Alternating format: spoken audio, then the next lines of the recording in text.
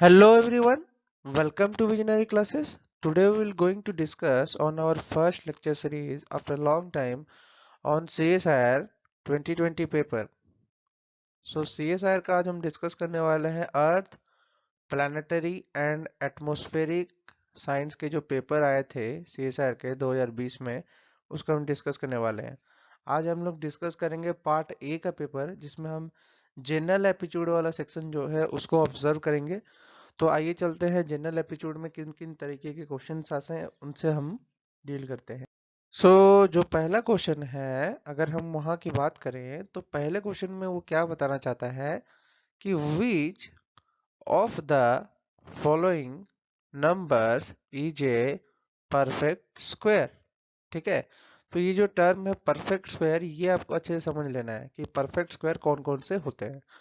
तो आइए चलते हैं. जो परफेक्ट स्क्वायर है वो होल नंबर होते हैं जिनका नंबर आप जाकर देख सकते हो कि इसको जानने के लिए क्या करना होगा. 1 क्रॉस 1 मतलब 1 का स्क्वायर जो है 1 होता है, 6 का स्क्वायर जो होता है 36 होता है, 7 का स्क्वायर जो होता है 49 होता है, 9 का स्क्वायर 81 होता है, 13 का 169 होता है, 25 का 625 होता है, 13 to 30 का 900 होता है एंड 10 into 10 का 100 होता है. ठीक है, तो कोई भी परफेक्ट स्क्वायर आप देख सकते हो उसका जो एंडिंग है वो 1 से हो रहा है, 4 से हो रहा है, 9 से हो रहा है, 6 से हो रहा है, 5 से हो रहा है, 6 से हो रहा है, अगेन 9 से हो रहा है, 4 से हो रहा है, 1 से हो रहा है, 0 से हो रहा है. तो इन्हीं नंबर से वो एंड होता है.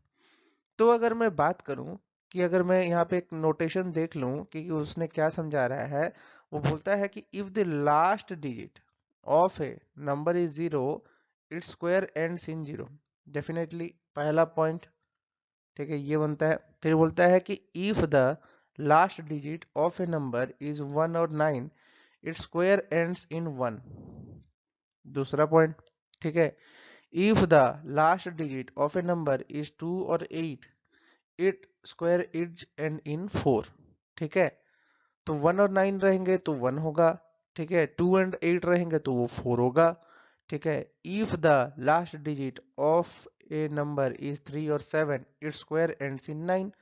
और if the last digit of A number is 4 और 6 इट्स स्क्वायर एंड्स इन 6.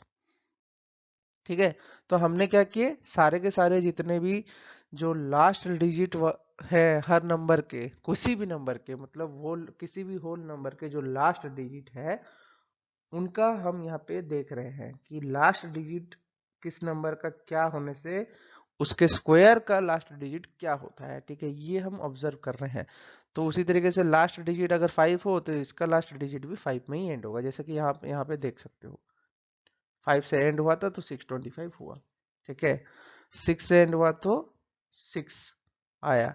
ठीक है, फिर अगर मैं बात करूं 4 का स्क्वायर का तो ये भी 16 है, ये भी 6 से एंड हो रहा है. ठीक है, 2 और 8 की बात करूं तो 2 और 8 का अगर मैं बात कर लूं तो 2 का स्क्वायर है 4, वो भी 4 से एंड हो रहा है, और 8 का स्क्वायर है 64, वो भी 4 से एंड रह रहा है. तो ये चीज आपको समझना पड़ेगा. ठीक है, तो ये जो पैटर्न अगर आप समझ लेते हो इट इज वेरी सिंपल. आप पहले क्वेश्चन में चले जाओ, यहाँ पे दिया है 48841, इसका जो यूनिट डिजिट है दैट इज 1, बट बाकी सबका यूनिट डिजिट देखो 7 दिया है, नहीं होगा क्योंकि किसी का भी यूनिट डिजिट है 7 से एंड नहीं होता किसी भी स्क्वायर का. ठीक है, 3 नहीं होता है एंड 2 डेफिनेटली नहीं होता है. तो आंसर क्या है, पहला वाला ही होगा. आई होप कि ये वाला पोर्शन आपको समझ में आया. तो ये ट्रिक अच्छे से याद कर लो आपके एग्जाम के लिए ताकि आपको बहुत इजी हो इस पेपर को सॉल्व करने के लिए. आया समझ में? चलो आगे. So in the next question, they are discussing about the surface area. So what this question tells? So the surface area of water in a circular well with a vertical wall is 30 meter square. ठीक है, तो surface area of A water in a circular well. ठीक है, तो ये एक circular well है. ठीक है, जिसका जो माउथ है वो सर्कुलर है.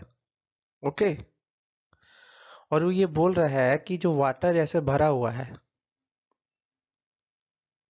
ये जो वाटर भरा हुआ है, ठीक है, इसका जो ऊपर का जो सरफेस एरिया है वो कितना है, 30 मीटर स्क्वायर है. ओके, फिर क्या बोलता है, when an idol made of material of density 2 gram per centimeter cube is fully immersed, the water level rises by 10 centimeter.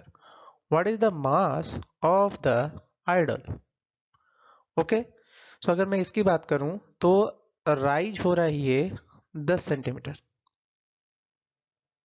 Okay, कब? जब आप एक आइडल को इमर्स कर रहे हो, समझ में आ रहा है? तो 10 सेंटीमीटर राइज हुआ, तो वो बोलता है what is the mass of the idol. तो इस क्वेश्चन को बनाने के लिए सबसे पहले हमको क्या करना होगा, गिवन देखना होगा कि क्या क्या गिवन दिया हुआ है। So the first thing that we know given is that the surface area of water in a circular well with a vertical wall is 30 metre square, जो कि पाई आर स्क्वायर है। पाई आर स्क्वायर कितना दे रखा है, 30 metre square, that is equal to 30 into 10 to the power 4 centimetre square. Centimetre square में अगर convert करोगे, क्यों? अगेन वेरी बेसिक, 1 मीटर जो होता है वो 100 सेंटीमीटर होता है, और 1 मीटर स्क्वायर की मैं बात करूं तो ये 10,000 सेंटीमीटर स्क्वायर होगा। कैसे निकला है ये? 100 इंटू 100, जो मैथ्स में बहुत ही पुअर है, जैसे कि बायोलॉजिकल स्ट्रीम्स के बच्चों के लिए ये मैं बहुत ही आसानी से आपको समझा रहा हूँ। ओके, तो आपके कभी गलती ना हो एग्जाम में। फिर ये तो था पहला पॉइंटर जिसमें हमने गिवन देखा। नेक्स्ट पॉइंटर में गिवन क्या दिया था कि if an idol made of material of density 2 gram per centimetre cube is fully immersed, the water level rises by 10 centimetre. That means, अब आर्किमेडियन प्रिंसिपल आपने पढ़ा है,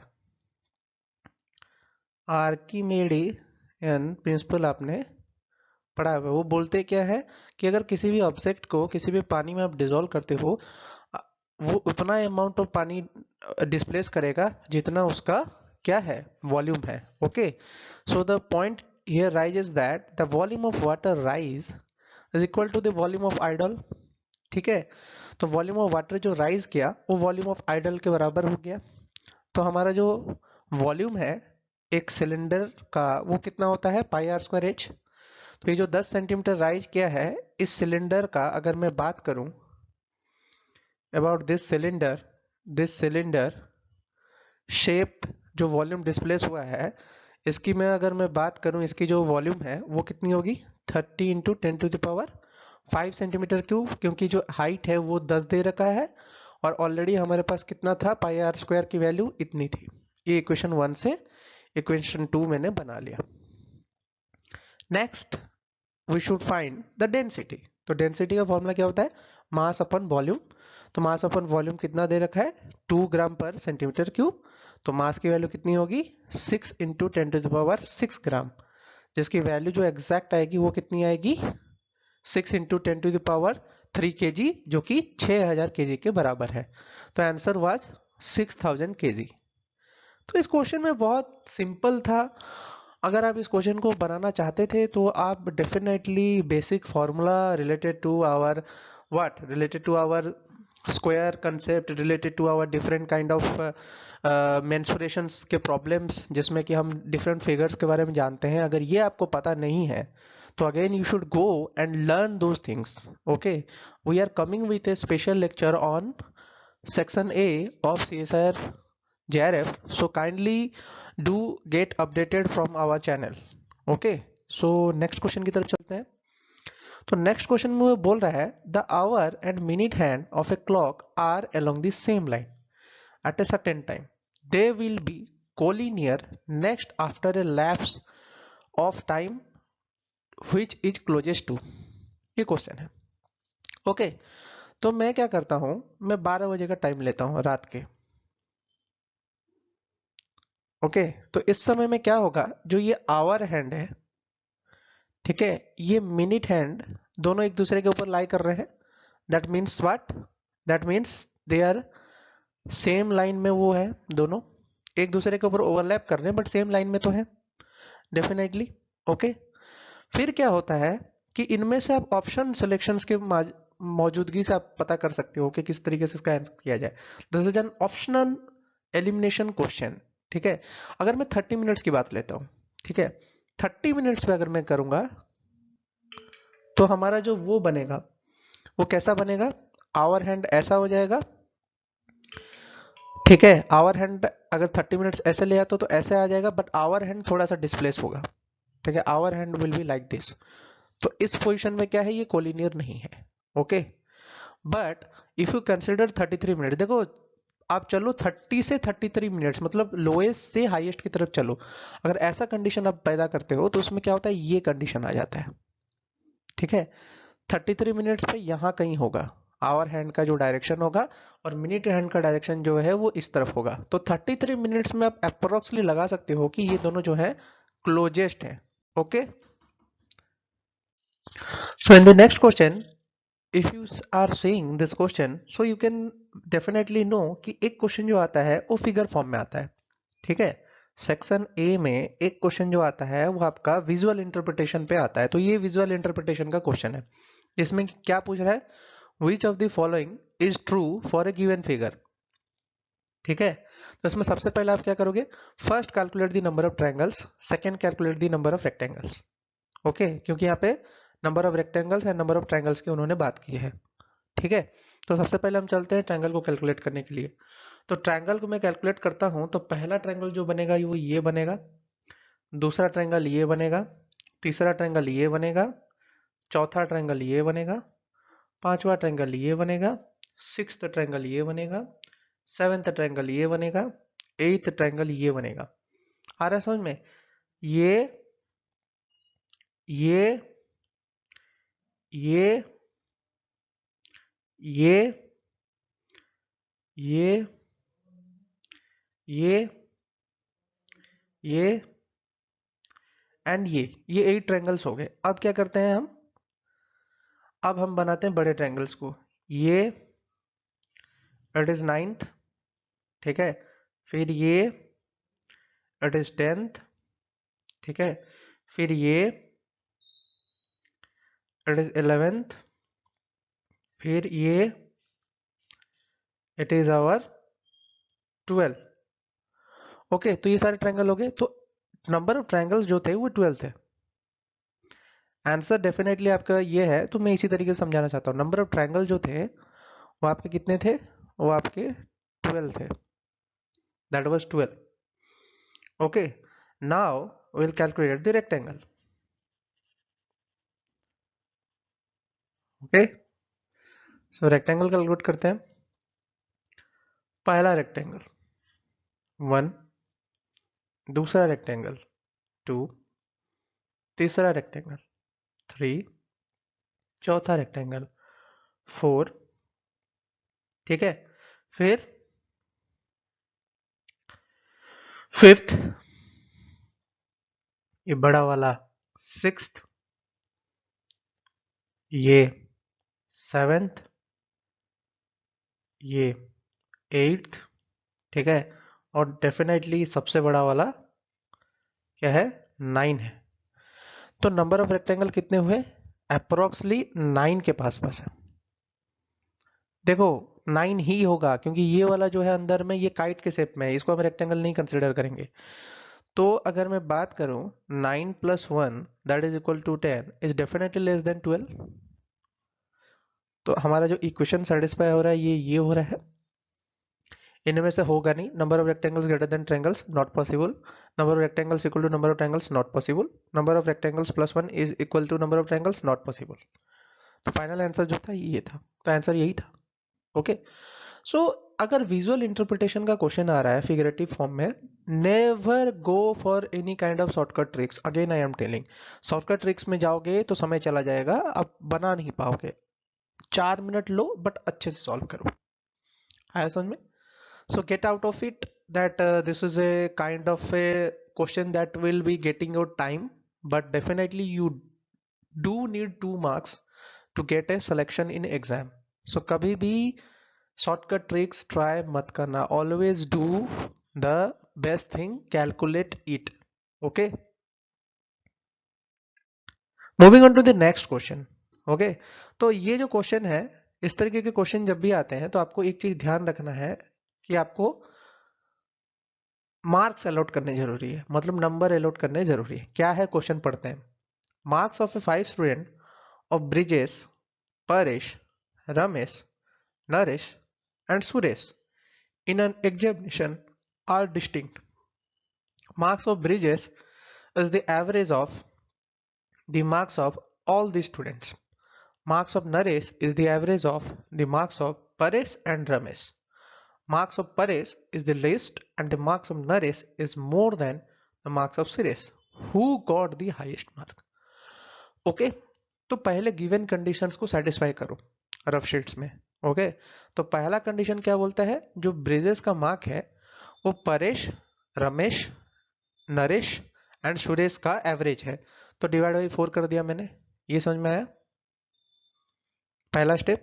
दूसरा बोलता है नरेश का मार्क जो है वो परेश एंड रमेश का एवरेज है, दिख रहा है, ये भी मैंने डिवाइड कर दिया। थर्ड बोलता है Paresh is the least and Naresh का मार्क जो है सुरेश से ज्यादा है। अब यहां पे आपको ये फाइंड करने में डिफिकल्टी होगा कि आप कैसे आंसर करोगे। Okay now I will take some assumptions. Okay इस क्वेश्चन के लिए मैं फिर एजम्पशंस लेना स्टार्ट करूंगा। तो पहला एजम्पशन क्या ले रहा हूं मैं, कि मैं मार्क्स का डिस्ट्रीब्यूशन कर रहा हूं। ओके तो उसने बोला कि जो परेश का मार्क है सबसे कम है, तो परेश का मार्क अगर मैं 1 मार्क देता हूं परेश को। ओके फिर क्या बोलता है, नरेश का मार्क्स जो है सुरेश से ज्यादा होना चाहिए। ओके तो नरेश का मार्क अगर सुरेश से ज्यादा करना चाहता हूं तो नरेश को मैं 3 मार्क देता हूं और सुरेश को मैं 2 मार्क देता हूं। देखो कंडीशन के हिसाब से चल रहा हूं मैं, और रमेश को मैं 4 मार्क देता हूं। तो ये कितना होगा, टोटल 10 डिवाइड बाई 4, तो ब्रिजेस का मार्क कितना हुआ 2.5। ओके बट अगर मैं बात करता हूं परेश एंड रमेश की, परेश एंड रमेश कितना हुआ है 5। ठीक है तो परेश का मार्क है 1 एंड रमेश का मार्क है 4, तो डेफिनेटली ये भी हमको 2.5 दे रहा है, तो मेरा एजम्पशन जो है करेक्ट है। ये दोनों कंडीशंस को, तीनों कंडीशंस को सेटिस्फाई कर चुका है। ओके तो आप देख सकते हो इसमें हाईएस्ट किसका है, इसमें हाईएस्ट जो है वो रमेश है definitely. How much time it take this question to solve. Question बड़ा था बट आंसर करने के लिए आपको कितना समय लगा, ओनली 2 मिनट्स। क्वेश्चन पढ़ने में 1 मिनट एंड गिवन लिखने में 30 seconds and then answer solve करने के लिए 30 seconds. Always go through the given questions very clearly. Average का कंसेप्ट पता हो, लीस्ट और हाईएस्ट वैल्यू की कंसेप्ट पता हो, तो आप आंसर्स बना लोगे। It is not a big issue. Okay तो इतना समझ में आ रहा है। आई होप कि इस तरीके के क्वेश्चंस अगर आ रहे हैं, ठीक है, and you could answer it this kinds of questions. Okay so आज का लेक्चर हम यहीं समाप्त करते हैं, और आई होप कि आने वाले जो CSR के एग्जाम्स हैं उसमें आपका जो सेक्शन 1 का जो स्किल्स है वो कुछ अच्छे तरीके से डेवलप हो जाए, ताकि आप अच्छे से क्वेश्चन आंसर्स को बना सको। Okay so all the best students for the upcoming CSR exam and have a nice day.